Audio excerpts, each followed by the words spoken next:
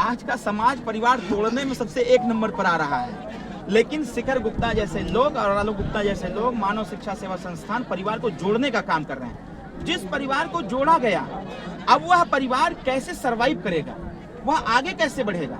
तो कहीं ना कहीं अगर मानव शिक्षा सेवा संस्थान ने यह व्यवस्था किया है कि जिस परिवार को हम जोड़ने का काम कर रहे हैं वह परिवार सरवाइव भी करे, आगे बढ़ने का भी काम करे, उसके लिए अगर रोजगार का अवसर दे रहे हैं तो इससे अच्छी बात क्या हो सकती है। इसकी सराहना होनी चाहिए। आजमगढ़ में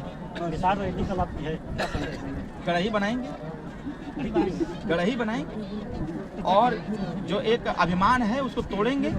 उनको लगता है कि आजमगढ़ में मैनपुर इटावा से आकर के आजमगढ़ को कहेंगे हमारा गढ़ है। अरे हम पूर्वांचल के लोग हैं, देश और प्रदेश की सरकार पूर्वांचल तय करती है, तो आजमगढ़ का कल का कार्यक्रम ऐतिहासिक होगा। 1 लाख मिनिमम भीड़ आ रही है। प्रशासन के हाथ पैर फूले हुए हैं कि कैसे हम कंट्रोल करेंगे। भीड़ बढ़ती चली जा रही है और कल का कार्यक्रम न भूतो न भविष्य, अगर कोई रिकॉर्ड तोड़ेगा तो उसको हम ही लोग तोड़ पाएंगे। अखिलेश जी पीडीए की बात करते हैं और आप ब्राह्मण संघनाथ करवा रहे हैं अपने मन से। अखिलेश जी फर्जी पीडीए की बात करते हैं ना। आज तक तो पीडीए का फुल फॉर्म ही नहीं बता पाए कि क्या होता है। परिवार डेवलपमेंट सोसाइटी होती है कि पिछड़ा दलित अल्पसंख्यक होता है कि पंडित दलित अगड़ा होता है, वो खुद ही नहीं बता पा रहे हैं। सामाजिक समरसता जो रैली रखी गई है, सामाजिक समरसता में कोई ये छलावा नहीं है। सामाजिक समरसता सर्व समाज को हम उस दिन ला रहे हैं उस मैदान में, और सर्व समाज माननीय ओम प्रकाश रावत जी की विचारधारा से बहुत प्रभावित है। इसलिए क्योंकि हम सरकार में रह करके, जो सरकार में जब गलत काम कोई होता है तो डंके की चोट पर बोलते हैं।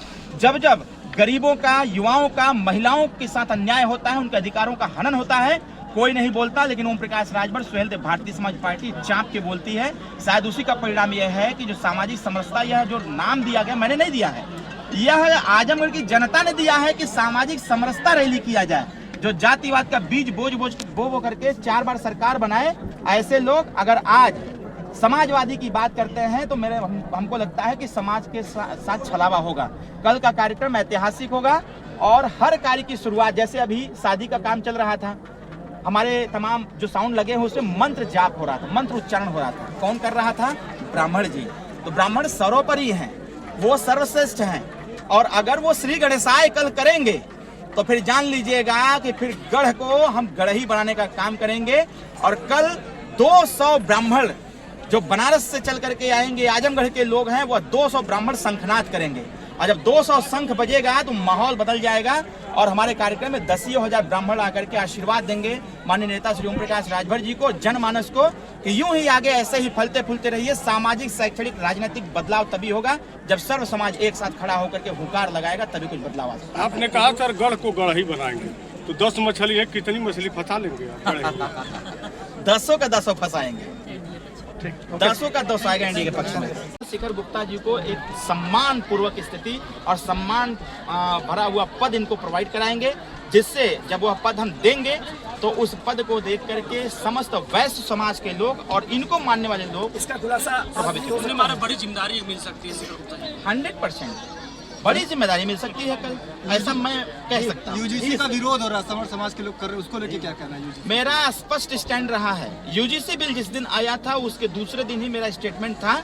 जिस स्टेटमेंट का विरोध भी हुआ, और विरोध हुआ तो सही, मेरे स्टेटमेंट का विरोध हुआ, लेकिन उसके बाद जब सामान्य वर्ग के लोगों ने विरोध चालू किया तब मेरा जो स्टेटमेंट था वह कहीं न कहीं पक्षपात नहीं था, वह कहीं सबके लिए था। मैंने पहले ही बताया था कि SC, ST, OBC के लिए यह बिल बहुत अच्छा है, लेकिन भारत का संविधान कहता है समता, स्वतंत्रता, बंधुत्व, न्याय।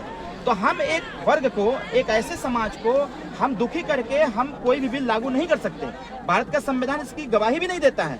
हमने बोला था कि इसमें जो विसंगतियां हैं उसको दूर करने की आवश्यकता है। भाई अगर सामान्य वर्ग के ऊपर कोई समस्या आती है तो वो किस प्लेटफॉर्म पे कहेगा, वो किस फोरम पर अपनी बात कहेगा? उनका जो विरोध था वो विरोध जायज था।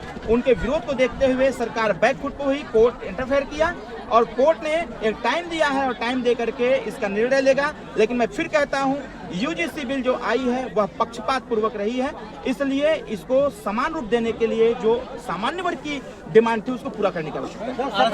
कहा है कि न्यायालय के फैसले का सम्मान करना चाहिए। हाँ तो वो तो सम्मान कर ही रहे हैं लोग। अरे जब तक न्यायालय से विरोध करे तो जब तक न्यायालय ने जवाब नहीं दिया था, जब तक उसका जजमेंट नहीं आया था, तब तक तो विरोध चल ही रहा था।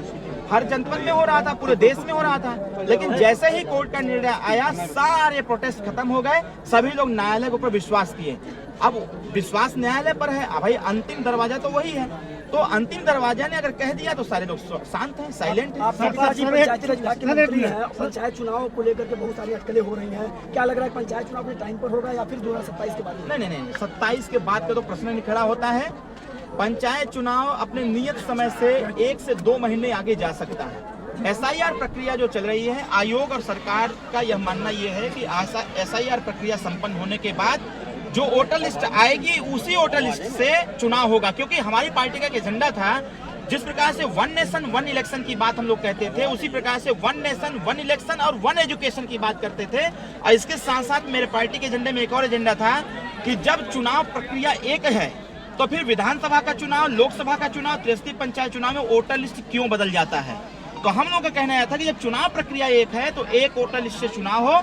सरकार और आयोग ने निर्णय लिया, एसआईआर प्रक्रिया संपन्न होगी और एक ही वोटर लिस्ट से जिला पंचायत का भी चुनाव होगा, विधानसभा का भी होगा और लोकसभा का भी होगा। तो मैं ये कह सकता हूँ कि आने वाले समयों में चुनाव 1 से 2 महीना टल सकता है, बाकी चुनाव अपनी नियत समय।